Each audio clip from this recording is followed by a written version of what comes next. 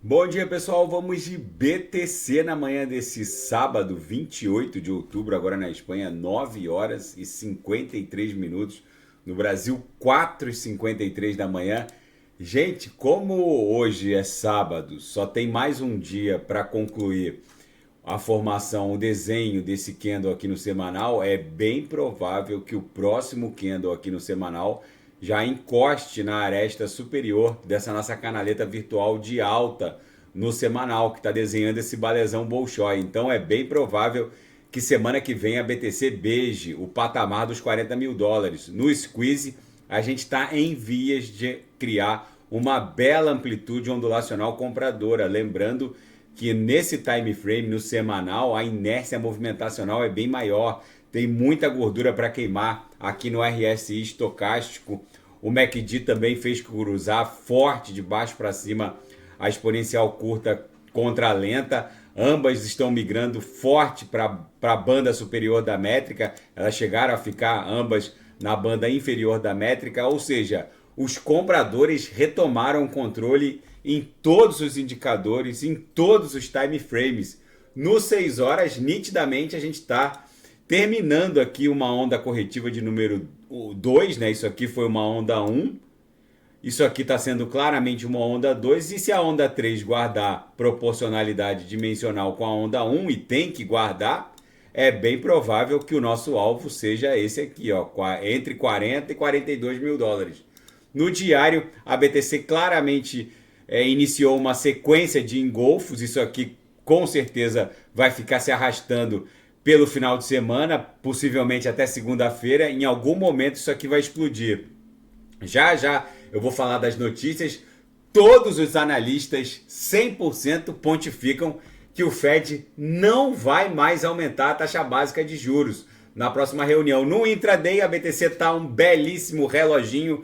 Bateu na lower, voltou para ver o up, encostou na upper, voltou para ver o up e aí explodiu. Agora basicamente só transita entre a última upper e acumula em direção a VWAP. A gente vai encontrar um ponto seguro aqui para ofertar os sinais. Com certeza vai ser lucro no bolso dos assinantes. Na seara fática, Vodafone agora roda um node da Chainlink. A gigante de telecomunicações com sede em Londres agora roda, é uma validadora rodando um node na Chainlink. A Chainlink é um Oracle. Os Oracles, eles têm a incumbência crucial de trazer os dados do mundo real para cunhá-los na blockchain. Quanto mais descentralizado for um Oracle, maior é a fidedignidade da informação importada do mundo real e cunhada nas blockchains. Os Oracles são imprescindíveis para a execução de smart contracts, de contratos inteligentes, porque eles representam um gatilho para executar um smart contract de uma determinada maneira. Enfim, a principal função dos Oracles nesse primeiro estágio do mundo das DeFis é acionar cotações de ativos do mundo real nas blockchains. E a Dogecoin protagonizou uma semana incrível em termos de valorização e fica a expectativa depois que o Elon Musk anunciou que a plataforma X vai lançar a X Financial Services até o final de 2024. Gente, na minha leitura, o Elon Musk vai transformar a plataforma X na maior DeFi do planeta. Essa plataforma que o Elon Musk não comprou o Twitter por 44 bilhões de dólares à toa. Tudo tá levando a plataforma X para se transformar numa grande plataforma da Web3. Não é só o fato de se poder ainda nesse primeiro momento conectar o wallet. É possível, inclusive, fazer o link de NFTs verificadas na plataforma X, ex-Twitter.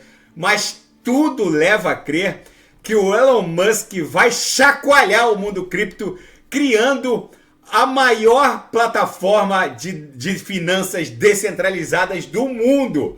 E se ele disser que o token nativo, a moeda nativa, eventualmente seja a Dogecoin, aí o céu é o limite, a lua é o limite para a Dogecoin. É literalmente to the moon. E a Kraken suspendeu todos os depósitos USDTs e Rapid BTC, BTCs embrulhadas para o Canadá.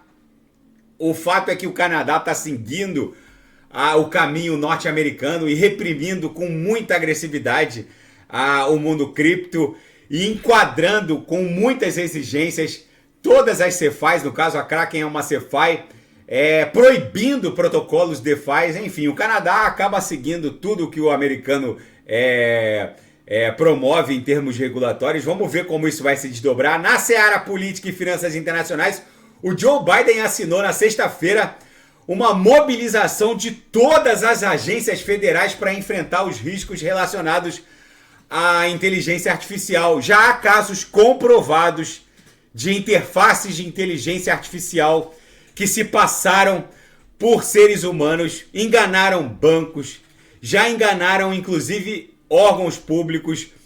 O risco não para de aumentar porque os protocolos, as interfaces vão ficando cada vez mais sofisticadas, com acesso a dados sensíveis, imitando voz, conseguindo reportar para os sistemas de segurança que até então eram invioláveis, dados sensíveis dos usuários.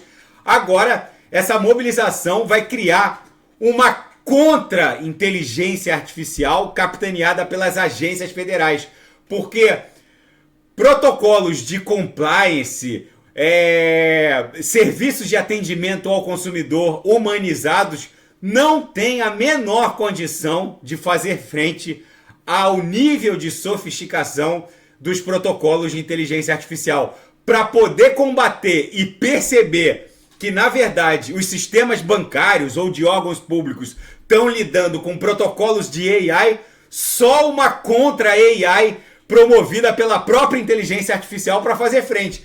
Porque seres humanos não são mais capazes de perceberem ou comprovarem que estão lidando com interfaces de inteligência artificial. O mundo tá maluco, literalmente.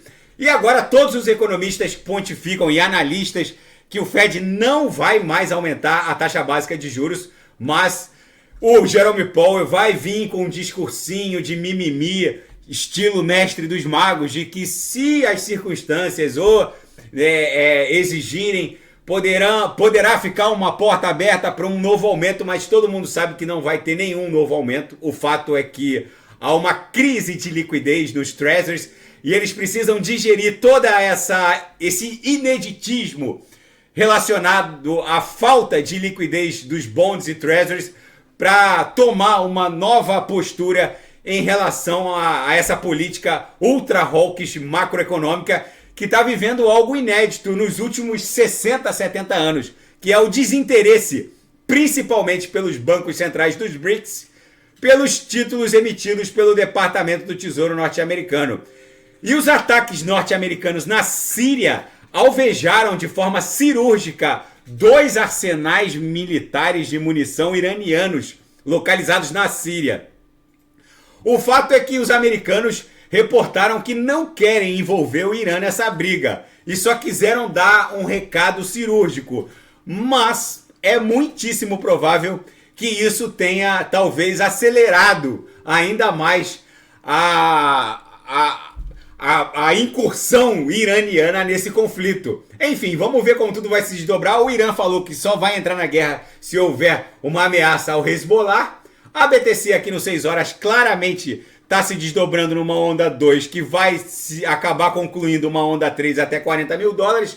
No gráfico semanal isso está muitíssimo claro, porque 40 mil seria a extensão da aresta superior dessa canaleta virtual de alta. Daqui a pouco eu volto, vou fazer Polkadot, Kusama, XRP, Cardano, LTC, Binance Coin, Chainlink e o seu gás do Oracle Link. E quem quiser sugerir alguma análise é só colocar nas mensagens abaixo. Até daqui a pouco, grande abraço.